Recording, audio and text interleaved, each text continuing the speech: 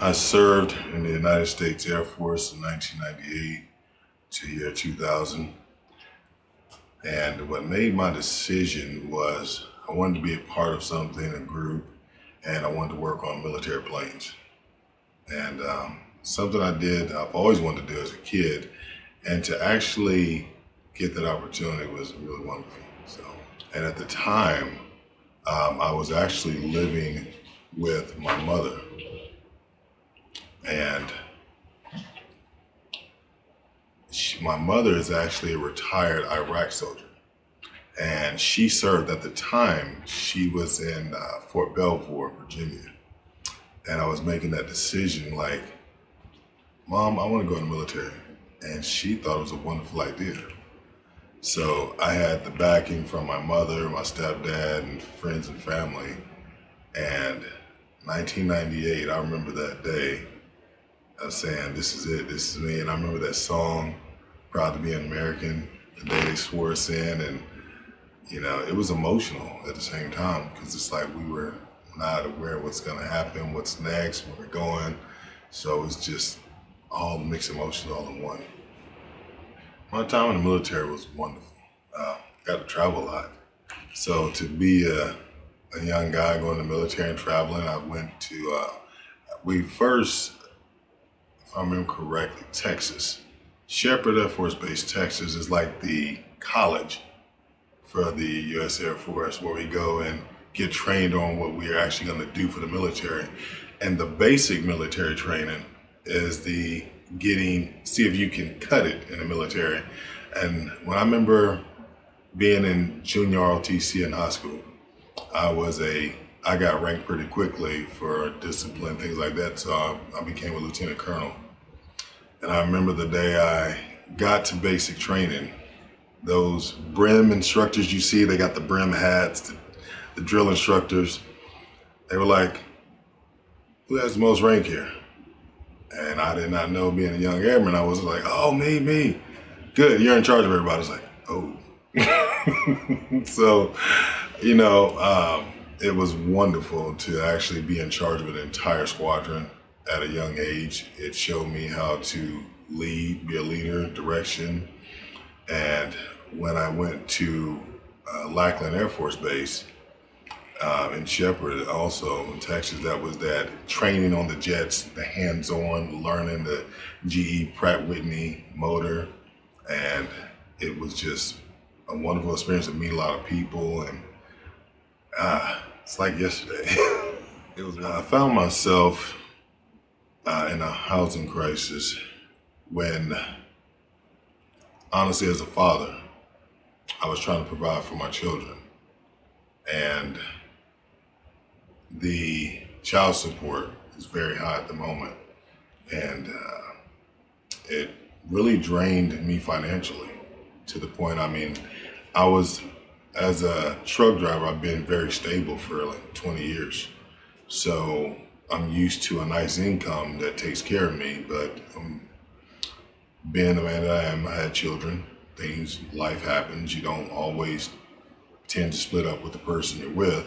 So I had child support, and I actually lost my home, I lost my car, I lost everything, honestly. I didn't give up though, I kept fighting, but I tried to work a couple things out with the landlord, but they weren't really taking to it. And at one point, I reached out to some friends of mine, and I found out that one of the veteran programs in Louisville, Kentucky, a lady reached out to me and said, so you were a veteran in the military, and we want to help you. So they actually paid some of my rent, some of my bills, and they also reached out to a couple other programs that dealt with the military as well to help veterans. And they paid a lot of my bills for the first 2 months to help with the child support, because child support actually was so high that I couldn't afford it. I was hit with like $2,000 a month. And it just really, it was emotional. It's just, you're used to being set in your ways for so long, and then to have everything taken from you. And I wound up losing my home, and I still kept my car as long as I could. But then, when you have people show up and we're here to get your car. So today, when I think back on how I got here, I heard about the program after I lost my first home. And I moved in, I was homeless for a while. And I actually stayed from friend's house to friend's house and kept pushing forward. And my goal was to get into a home for my kids. So I finally found me a nice 4-bedroom house. And again, a couple months later, ran into the financial again. This time I had a government levy on top of child support, which became very draining, which I had a roommate at the time who was my best friend, decided to move in and help me out. And it got very overwhelming to the point of not having even a paycheck. And I found myself in another housing crisis again. The landlord at the time had mentioned about the veterans program and told me to look into it, that it might be something to help me out, especially since I'm a veteran and she's known people that have been helped before. So I reached out to the veterans program and got a response back, and I was interviewed about it. A caseworker came out and told me, and I remember after going through what they expected of me and the credentials, everything I needed to do, they offered the actual housing complex where I was, that they would take over and take care of me. Unfortunately, the housing complex I was at turned the military down, the offer, which put me in a very emotional state at the time, because I'm like, I'm already going through something now. I've already lost one home. I don't want to be homeless again. Unfortunately, I lost it. I lost it and became homeless again. So, but the program and my caseworker really kept my mind afloat. Just having my caseworker talking to me on a regular, just helped me keep through hurdles. Just knowing you have somebody to talk to going through this. They're very professional. But they don't talk too professional to make you feel like they're above you. They talk to you every day. Hey, how you doing? You doing okay? Did you fill out the paperwork? I'm trying to help you get going. We want to get this going so we can help you out. When I look back on what the program did for me, they helped me with my deposit, because going through my financial situation, I couldn't afford the deposit. I was making payments towards the deposit. I was almost there paying it off, but I was trying to come up with the money for my rent, utilities, and things like that. And the program did help me. They paid the rest of my deposit. They helped me pay a portion of my rent, and they helped me with my utility bills. So with them helping that took so much stress off of me, because it also helped me because I can put some money back aside. That way I can be prepared for the next month. But just knowing that I had this program helping me, I wasn't alone. That's what really meant the most to me. I wasn't by myself facing these obstacles. And with the program stepping in and helping me, I was able to put some of this money back, and I was able to have gas to drive back and forth to work. I was able to eat, and just to knowing that I had my kids on the weekend. I'm a single father, so I have my kids on the weekend, and there was times that I was wondering how to stretch $25 for my 4 kids. So now, where I stand today, so trying to be a better father now. I got help from the program. I'm able to feed my children, and they get to explore different parks. So right now I have my 3-year-old daughter, Aaliyah, and a little sassy little thing. But I try to teach her to always listen to mom, listen to dad. And she always says, Daddy, I'm gonna come with you soon. What we're gonna do is we're gonna go to the park. And I go, I got you. And you have my 6-year-old now, Jaden, meaning he's like a ball of fire, always energetic, ready to go do something, but very respectful. I teach my kids